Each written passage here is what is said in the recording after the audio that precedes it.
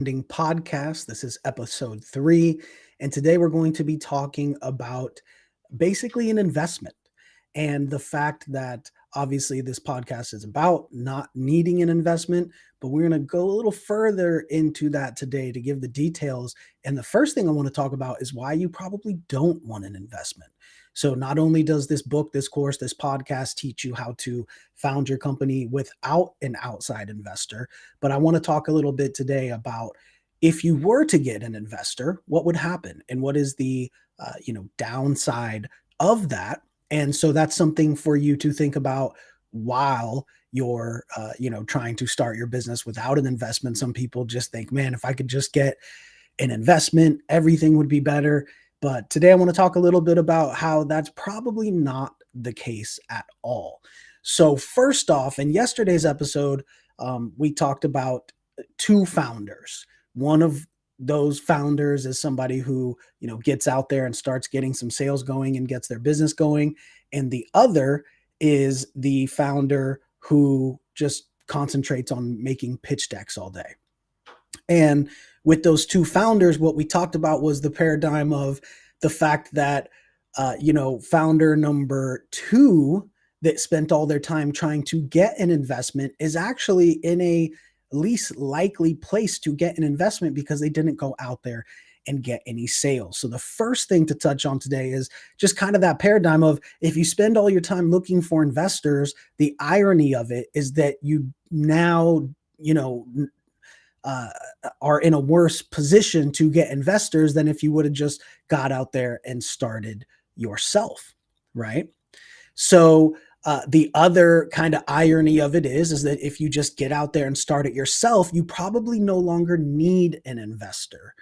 And of course, you could want an investor or you could get an investor to throw fuel on the fire. But at the end of the day, you don't necessarily need an investor once you get up and running and get some sales to start going, right? So cash flow is king, very common saying in business. And it's absolutely true. I talk about it all the time. You're going to need some cash flow in order for you to reinvest, your money, reinvest your sales, reinvest your profits. But before cash flow comes, inevitably there's going to be some kind of expenses that you're going to have to deal with.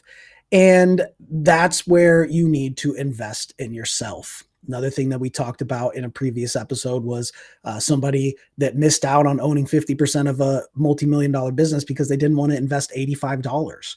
And that literally cost them 50% of one of my businesses, which is a multi-million dollar per year business. And so you're going to need to invest in yourself. And that's what this is about. It's not about making a business with $0 necessarily, but it's being able to make a business on your own without an outside investor or capital. Now, one of the reasons for that is there's a lot of downside to getting an investment. And that's what we're going to talk about here today is the thing that people don't realize will happen once you get an investment. So for one, right off the bat, getting an investment is obviously not easy.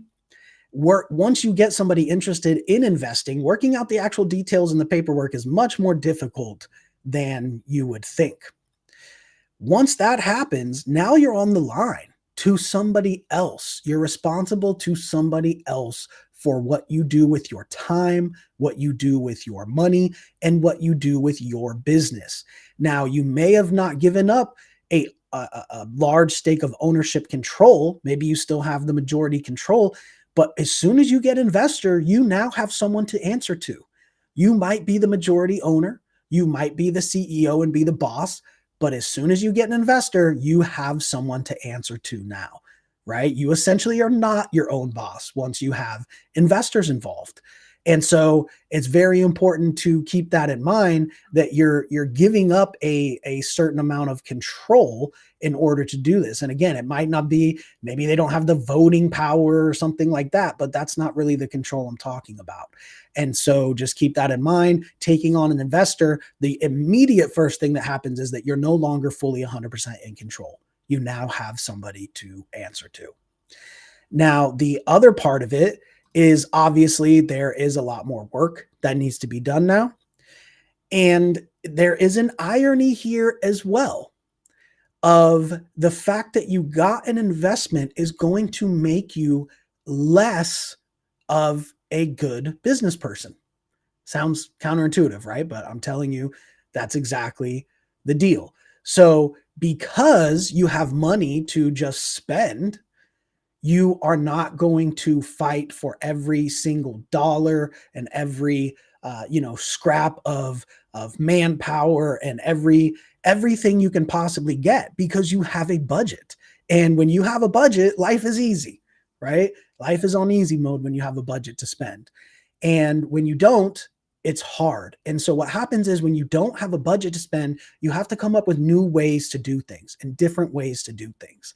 And in my experience with my businesses, that's usually how the golden nuggets are discovered, is when you say, I don't have enough money to do this. Let me figure out another way to do it without money. Because when you figure out a way to do it without money, that's your advantage in the marketplace, right? Because anybody can get money. You may think it's hard for you to get an investment at first, but the fact is, if there's money to be made and there's a professional that's making that money, somebody will invest in it. And if you can find the way to do something without needing that investment, that is what is unique, because anybody can get an investor, but not everybody can work and grind and do whatever it took for you to do to actually figure out a way around having that money.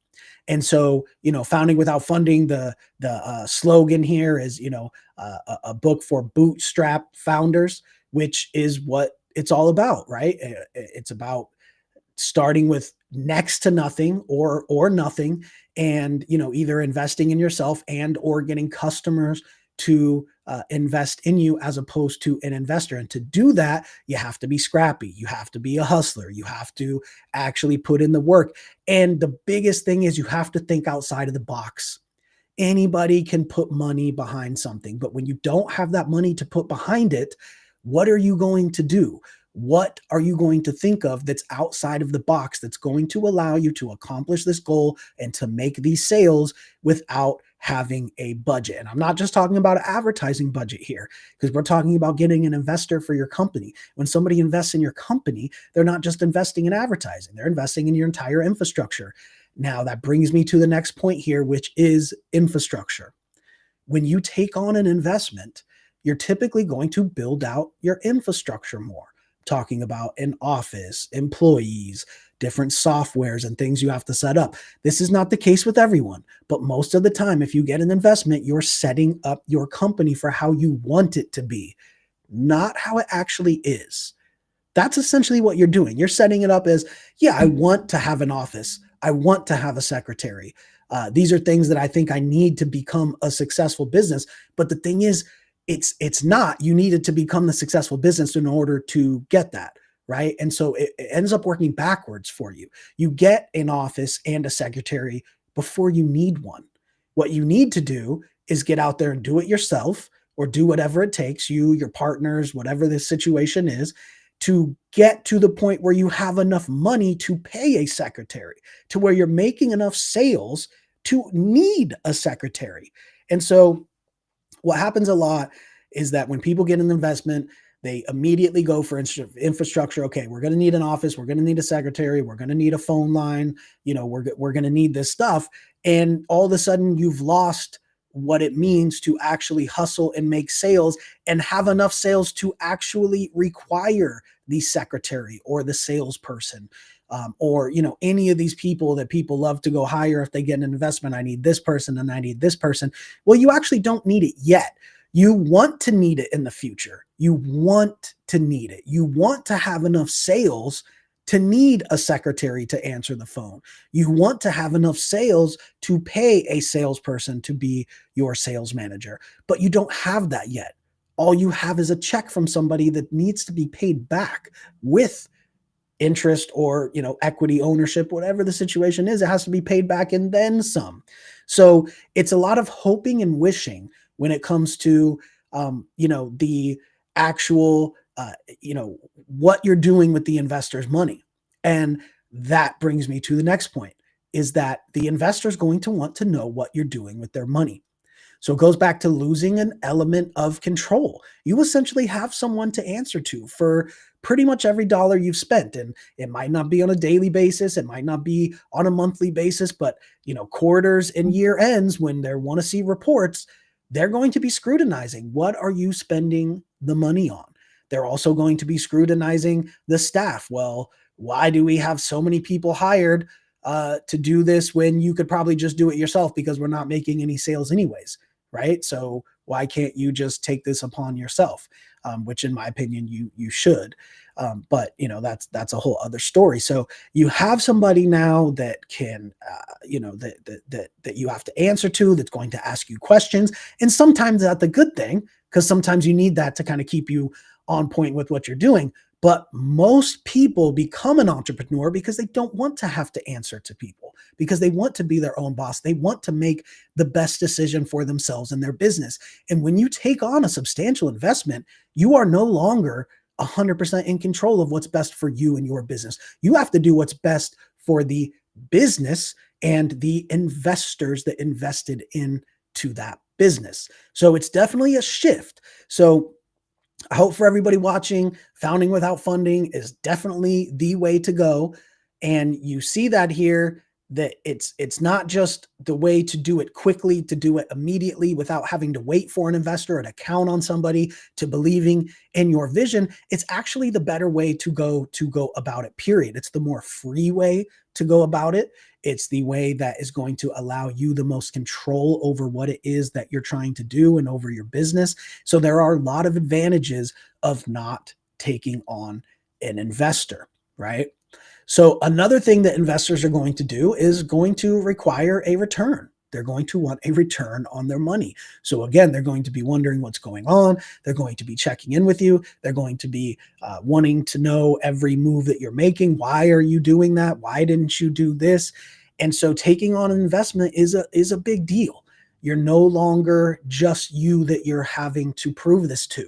But I think the biggest thing that taking on an investor damages is the the actual hustle and ingenuity and scrappiness of a startup entrepreneur.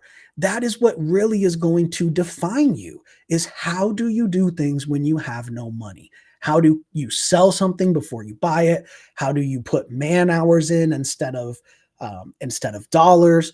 How can you network? What events can you go to? What people can you partner with, form strategic partnerships with? What ancillary business models can you come up with to keep paying the bills and keep the lights on? Because sometimes a little side venture to keep the lights on while you're working on your main venture can end up being a multi-million-dollar business, and it has, right? So, it's important to be able to be in that position when you're coming up, to be flexible and to be able to go down these different roads. And again, if you have an investor that's brought on board and your pitch deck and your spreadsheets and everything that you convince them with is based on one model, and you start shifting towards another model, now all of a sudden they're going to wonder what's going on. Wait a minute, I didn't invest in this. I don't have any financial predictions for this. You told me you were going to do this and you were going to sell this much by the end of this year. Now you're doing a whole different other thing, and I don't even know how much you're planning on selling by the end of this year. I don't have any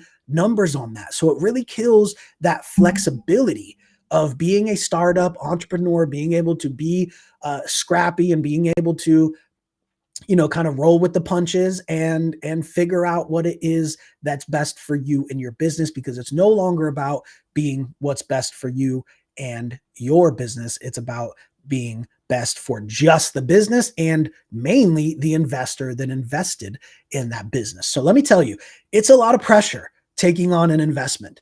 And it's not just a lot of pressure, and it's not just having to answer to somebody. It's also something that I really feel can actually hurt you, especially if this is your first business. I would never recommend getting an investment from anyone for your first business, right? Your first business, that's where you're going to get all of your grit from, is figuring out a way to make all of this work and to generate sales and generate value. And that's something that you can be very proud of as an entrepreneur. And one of the things that I'm always most proud of, I talk about it all the time, the miracle of your first sale. Because when you're an entrepreneur that does not have an investor and you're starting a business and you founded a business without funding, it's what makes you so proud is that you've created value. Taking someone else's money and spending it in a way to generate hopefully some more money, that's not actually creating the value, right? It's when you either with no money or minimal investment from yourself create something, the marketplace responds to it, it purchases it, whether it's your product or your service. That's what's creating an actual value. Anybody can take someone else's money and spend it to sell some things. Maybe it might be profitable, maybe it's not. You waste the whole amount of money. Maybe it goes well, but the fact is anybody can do that, but not everybody creates value from nothing. And that's where you're really going to derive your inspiration from, your happiness from, is you as an entrepreneur actually creating something. I kind of liken it to like somebody who's like a trust fund baby, right? A rich kid. Somebody who was born rich is not going to appreciate it as much. And they're not going to have the same work ethic and the same, pride in their work of what they've done because they didn't have to earn the money, right? And it's a lot like that when it comes to getting an investor. If you can pitch investors and get a big investment, you're essentially in a position that you shouldn't be in yet. Now you're the CEO of a company that has an office and employees and all this stuff, but you're not actually there yet. You haven't earned that. It's just the investor's money that is providing that. But when you build it from the ground up, when it's you that did this from the start and built it up, then you belong there, right? But having somebody else just write a check does not mean you belong running a company with an office and employees and, whatever it entails. Maybe it's not an office, but the point here is all these expenses, all these things that make you feel like a big company. And that's another thing that can get you as well as your ego. You think, I got this investment, I own this real company, but guess what? An investment means nothing until it's been recouped, paid back, and then some, and your company is profitable. And so it gives this sense of ego, but also a sense of success when there has not been any success yet. When you take an investor's check, it's not a success, it's a negative thing, right? You are now in debt and you owe money. Whether it's strict actual debt or not, whether it's, for equity and for a partnership, any way you look at it, it's a negative thing on your books, right? And so if you are looking at that as a positive thing and you're like, oh, I got this big company now. Now I'm the CEO of this company and we have this, and that, and we do this. And, it puts you in a place where you're thinking that success is happening, but really what's happening is failure. Because every day that you're not maxing every single thing out to the max, you're losing. If you already took on the investor, every day you do not hit your sales goals, you're losing. Every day you do not hit that point on that spreadsheet that you had shown to that investor and said, by Q1, we should be doing this. By Q2, we should be doing this. Every single time you don't hit that, you're losing. But as the entrepreneur and the owner of the company, you think, well, what do you mean? I'm successful. I got an office. I got a bunch of employees. I'm advertising a lot. I'm out there. I have a billboard out there. People are calling me saying, hey, I saw you on your billboard. Congrats on your success and all that. That's all great. But where's the profit? Where's the cash flow period? You did not earn that spot at that company. Somebody gave it to you by giving you an investment. Now, is it easy to get an investment? No. That's one of the points of this book, Founding Without Funding, is it's not easy to get an investment. And so I don't want you sitting around waiting to get an investment. But having a company with multiple employees and a structure and an office and all this stuff, that's not easy. And it is easy with an investment, right? It's anyone can do that with an investment. 2 seconds, sign a lease at an office, put up a ad on Indeed, and you have staff, right? So anybody with money can do that. And so, it's just, it gives this illusion that you're probably having success, maybe to you and to others around you. And it's really, you're going further and further into the hole. You're spending money as opposed to making money. And, maybe you're not like this. Maybe you don't have a big ego, but I'm telling you, even if it's subconsciously, psychologically, something in you is saying that I'm doing well, that my business is something, when really your business is actually nothing. If you took all the money away, you would literally have nothing because you had no sales or no profit or whatever it was before you took on that investment. Right. So it not only does having an investor make things easier and make it so that you do not have to kind of hustle your way through, but it also kind of makes you feel like you arrived at the finish line before you even started. You haven't even, a lot of the times, you haven't even made sales yet. And yet you feel like you made it. You got an office, you got employees, you got staff, you got, whatever it is, great website, and you're doing advertisements or whatever it is that you're doing with that investor's money. And so you just got to be careful. So founding without funding, again, you're going to have to invest some of your own money, but it's really about doing this all without outside capital. And those are the biggest reasons. To recap again, is that, for one, you're not alone anymore. You're answering to somebody at the end of the day. And for two, it's going to kind of kill the hustle and grit that it usually creates in entrepreneurs. Excuse me. That it creates in entrepreneurs to be able to do it without an investment. And personally, that's the most important thing to me, because my life has been defined by what I've learned and what I've learned about myself. When my back's against the wall, when I don't have any money, when there is no investor, that's when the true grit comes out. That's when the true genius ideas come out. That's when I'm just going to do this myself. We have to let this person go, or we can't afford to hire somebody for this, so I'm just going to tackle it myself. And that might end up being the difference between your business. I mean, one of my businesses, I just said, we just have to get rid of this salesperson and I'll just do the sales myself. And it made a gigantic difference, right? And as something as an established CEO, all of a sudden, just now I'm on the phone making sales myself, doing cold calls even, right?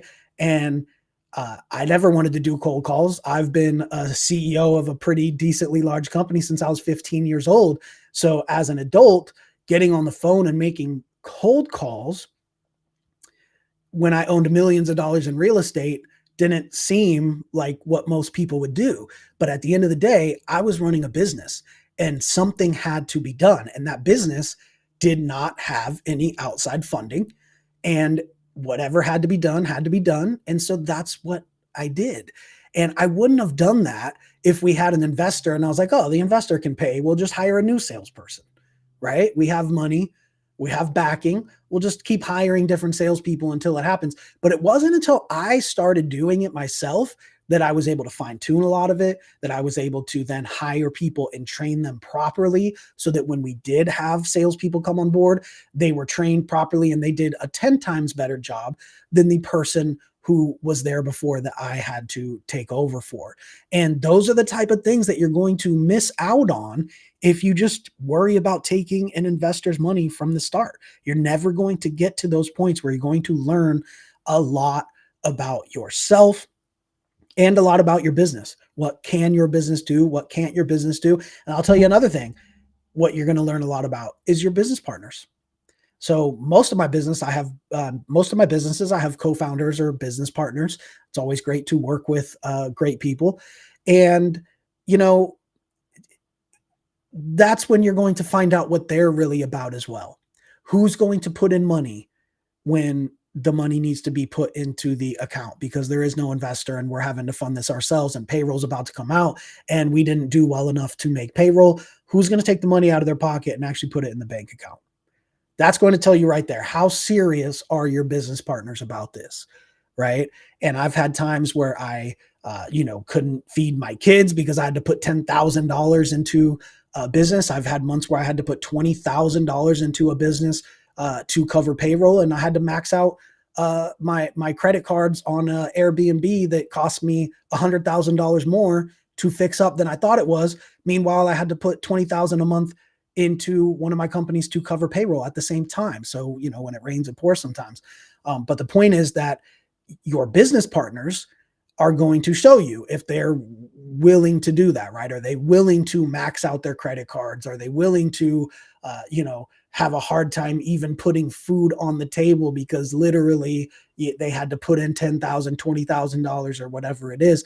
So that resourcefulness is going to show you a lot about what you're made of, but it will also show a lot about your business partners as well. And you'll soon start to see that if every time something comes up and there's a capital call and more capital needs to be put in, and they don't, then you're going to start to really see a pattern there of like, okay, well, this person is not as serious as me about this business. And so it's definitely a great way to learn a lot about who you are working with. And I'm not talking about just tens of thousands, like the example I just gave. We're talking about $50, $100.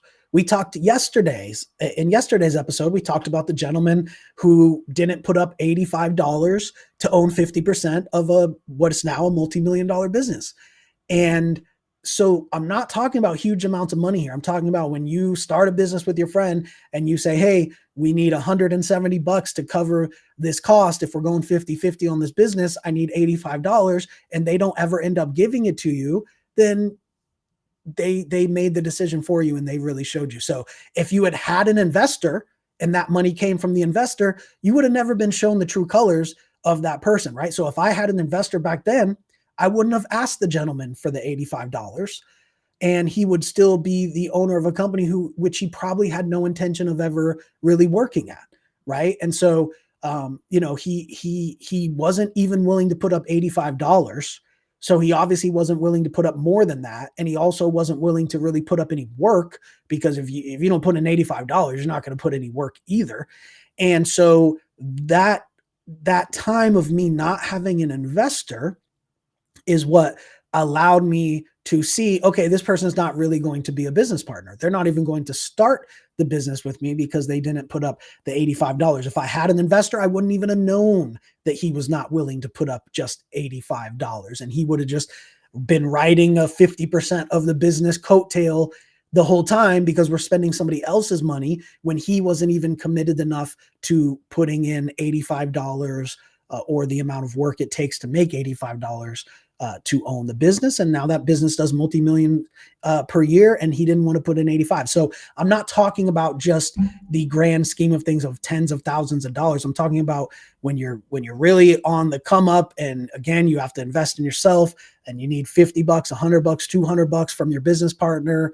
That's going to show you a lot about what is going on in your business and who is really there for the long haul and who really believes in the business. So all of these things, what I would call opportunities, are essentially taken away from you when you accept an investment from an outside investor, right? The opportunity to be able to have complete freedom and control of what you're doing with your company without people looking over your back, without people questioning every step that you're making, which an investor will do if you get an investor. That's a freedom that is taken away.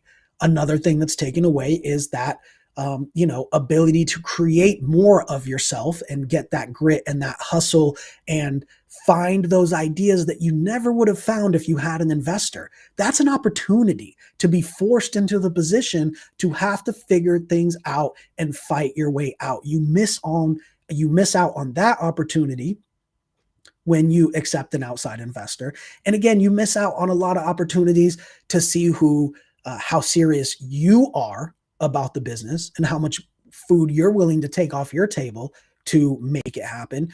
And it robs you of the opportunity to see the people that you work with and your business partners, how much they are really willing to put on the table as well. So there's so many opportunities to miss when you get an investor. And then lastly, of course, the missed opportunity of whatever equity you would have to give to them, right? You want to keep as much equity as possible, as if it's possible, if it makes sense to give equity for strategic partnership or for an investment. I'm not against that. I'm not anti-investment. I'm just about getting things started without an investor. And particularly in the beginning, having an investor give an actual investment is going to rob you of a lot of the opportunities that we talked about today. So I would recommend Don't focus on pitch decks and spreadsheets and investors. Focus on your business. If you have a business partner, focus on working with them, getting together the little bit of capital that you need to spend the time and energy coming up with the great ideas that you need to do it in a bootstrapped way so that you can found your business without funding from outside investors.